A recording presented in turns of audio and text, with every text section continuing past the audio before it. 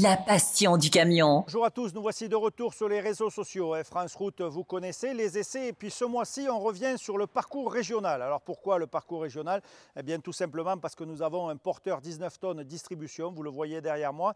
Il s'agit du dernier MAN TGS. Alors pourquoi MAN? Les puristes diront MAN, les autres parleront de MAN. Vous faites comme vous voulez, l'histoire elle est la même. En tout cas, nous allons essayer ce camion sur notre parcours habituel. Vous savez, on part de Toulouse.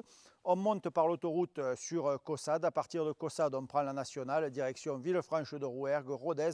Ensuite, Rodez-Albi et on reboucle Albi-Toulouse pour venir finir notre essai. Voilà, un parcours relativement complet qui nous permet d'analyser le camion sous tous ses angles. Les détails, les fiches techniques, tout ça, vous le retrouverez dans le magazine. Mais en attendant, cette petite vidéo va déjà vous donner un avant-goût. Allez, à tout de suite.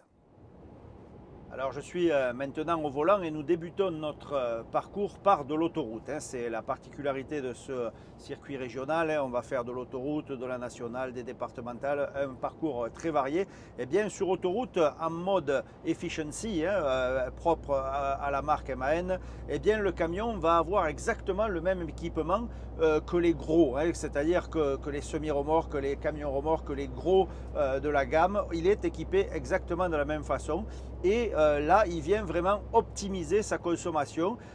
Il a une conduite adaptative, c'est-à-dire que de lui-même, il va profiter des faux plats, essayer de rouler au maximum en éco-roll, c'est-à-dire en roue libre. Vous savez, il vient accélérer un petit peu, il se met au neutre, il laisse glisser, il réaccélère. Alors, c'est vrai, ça a quand même l'inconvénient de faire un peu le yo-yo. Et si vous êtes suivi de près par un camion qui n'est pas équipé, eh bien, ça peut vite devenir énervant. Mais concernant l'efficience et en tout cas le gain de consommation, c'est clair, vu le nombre de kilomètres que le camion fait en roue libre, je pense qu'à la fin, à la pompe, on va voir la différence. Alors au chapitre conduite sur la nationale, pas mal de nouveautés sur cette gamme, cette nouvelle gamme MAN et particulièrement ici sur le TGS. Le régulateur de vitesse adaptatif. Nous étions habitués sur l'autoroute, on sait qu'il adapte en fonction du relief, de sa position. Eh bien, nouveauté sur ce TGS. Vous voyez, là je suis sur la nationale, je l'ai enclenché. Eh bien, il a vu un rond-point arriver, donc il déclenche de lui-même l'accélérateur. Alors, il ne va pas freiner comme le fait le Mercedes Actros, mais en tout cas, il anticipe, il vient relâcher l'accélérateur parce qu'il sait que le rond-point va arriver. Il anticipe un peu ce que le chauffeur pourrait faire si il connaissait l'itinéraire. C'est une aide quand même lorsqu'on ne connaît pas l'itinéraire. Un bon chauffeur le fera quand même de lui-même si il connaît l'itinéraire, mais en tout cas une vraie assistance.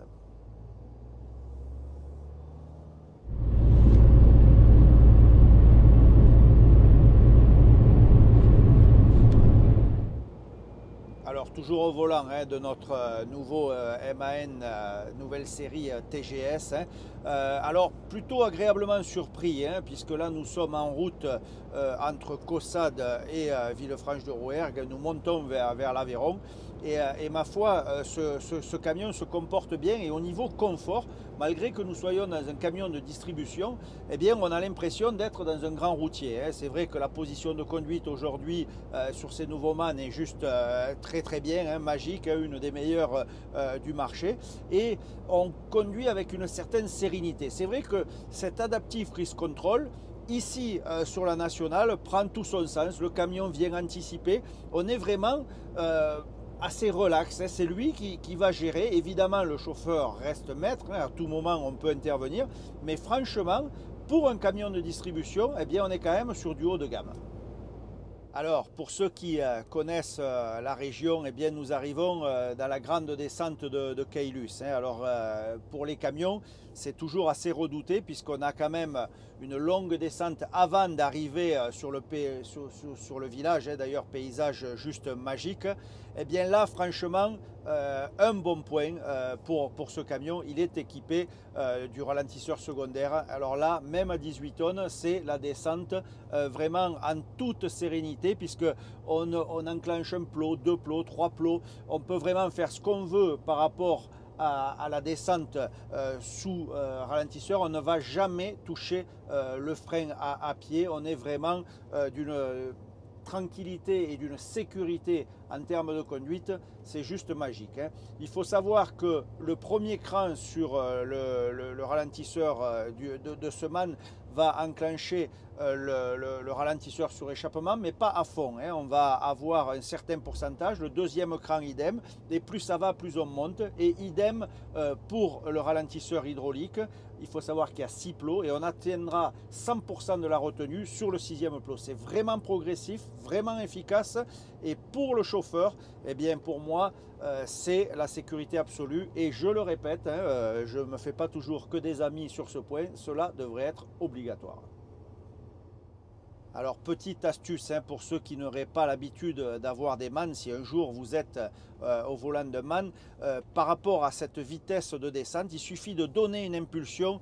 Par exemple, là, je suis à 37 km/h, 38, allez, 40. Je mets une impulsion sur la pédale et le camion va gérer à partir de là sa descente. Ça, franchement, là aussi, ce sont des petits détails, mais au quotidien, quand on sait bien utiliser son camion, c'est vraiment un plaisir.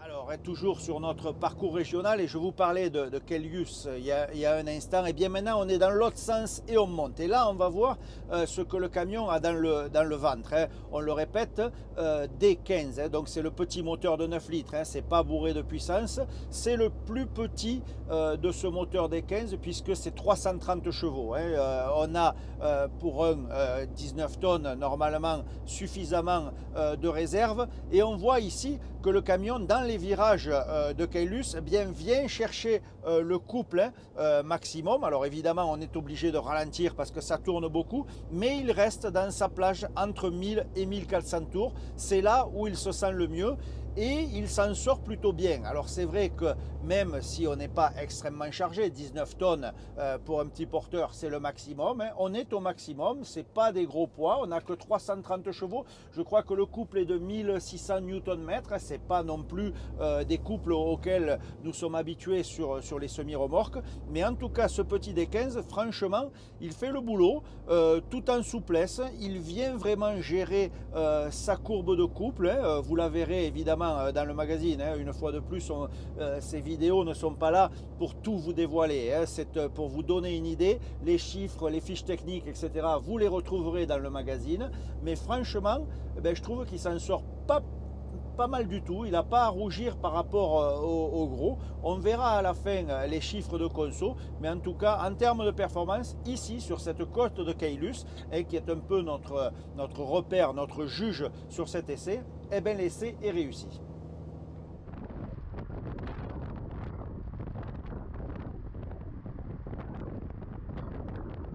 Alors là je suis sur une partie petit village, hein, justement pour tester l'agilité du camion. Vous voyez les caméras 360 ici et caméra de recul, c'est quand même pas mal du tout. Et je cherche à voir eh bien, si le camion se manœuvre correctement. J'ai l'aide à démarrage en côte, ça aussi c'est plutôt un bon point, c'est vraiment facile. Et le camion est très agile, hein, d'une facilité à conduire en ville honnêtement, ou en tout cas en desserte comme ça, en livraison dans les petits villages.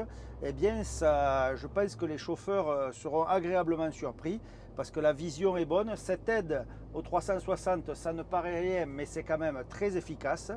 Ça permet de voir le moindre obstacle, plein de petits détails qui ont leur importance. Les montées du côté de Valadi là-bas, hein, toujours dans la région de Rodez, Nus, Valadi, pour ceux qui connaissent le territoire, c'est assez pentu. Ça nous permet vraiment de voir ce que le camion a dans le ventre. Alors je répète, hein, 19 tonnes, 330 chevaux, c'est pas destiné à vous coller au siège, hein, soyons bien clairs, mais en tout cas ça fait le boulot. Le camion reste bien dans sa plage de couple et c'est plutôt agréable à conduire. Gros point fort lors de la même descente, hein, puisque là nous sommes en montée, tout à l'heure nous l'avons fait en descente, et bien là par contre le ralentisseur secondaire fait vraiment son boulot, hein. C'est plutôt très agréable.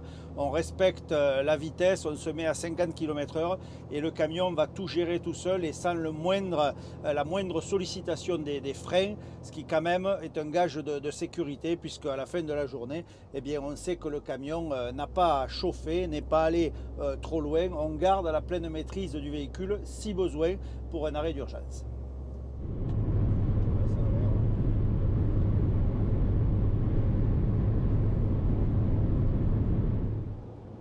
Allez, nous arrivons sur la dernière partie. Vous savez que ce test est composé en 3 parties. Et là, nous avons attaqué la dernière partie qui va donc de Rodez à Toulouse en passant par Albi. Alors cette portion-là, bien c'est un mix de national avec quand même des portions à 4 voies. Donc on a quand même un bon compromis puisque cet itinéraire-là s'est beaucoup amélioré. Et d'ailleurs, là, nous serons obligés de revoir un petit peu le calcul de la distance puisque des nouvelles portions ont été ouvertes. Donc on a un peu plus de 4 voies. Cette nationale 88 qui revient sur Toulouse est beaucoup plus roulante qu'auparavant, donc ce qui nous permet d'avoir également un très bon mix. Voilà. Alors ce camion, franchement, il surprend. Il est très agréable pour ce type de parcours en régional. On fera la conclusion tout à l'heure à l'arrivée. Mais autant vous dire qu'il n'y a pas beaucoup de points négatifs à souligner. Évidemment, le volume intérieur de la cabine, on n'est pas dans un grand routier, hein, ça c'est un petit bémol, on est sur un camion de distribution, ça manque un poil de rangement, mais tout ça je vous le dirai dans le magazine. Mais quand même, pour une utilisation au quotidien, ben, le volume intérieur est quand même bien. Voilà, tous ces points, nous les retrouverons en détail et en photo dans le prochain France Route. Et en attendant, je finis mon parcours avant d'aller faire les totaux et de voir la vitesse moyenne, la consommation et surtout bien le ressenti du final avec le global du parcours. Allez, dernière ligne droite de notre essai avant la conclusion que nous effectuerons à l'Eurocentre de Toulouse. On arrive justement au péage là sur la 68 avec Toulouse en ligne de mire.